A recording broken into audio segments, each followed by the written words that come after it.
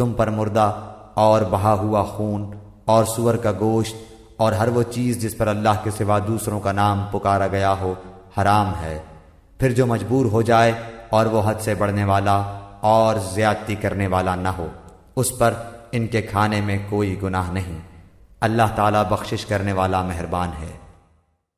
بے شک جو لوگ اللہ تعالیٰ کی اتاری ہوئی کتاب چھپاتے ہیں اور اسے تھوڑی تھوڑی سی قیمت پر بیچتے ہیں، یقین مانو کہ یہ اپنے پیٹ میں آگ بھر رہے ہیں۔ قیامت کے دن اللہ تعالیٰ ان سے بات بھی نہ کرے گا، نہ انہیں پاک کرے گا، بلکہ ان کے لیے دردناک عذاب ہے۔ یہ وہ لوگ ہیں جنہوں نے گمراہی کو ہدایت کے بدلے اور عذاب کو مغفرت کے بدلے خرید لیا ہے۔ یہ لوگ آگ کا عذاب کتنا برداشت کرنے والے ہیں۔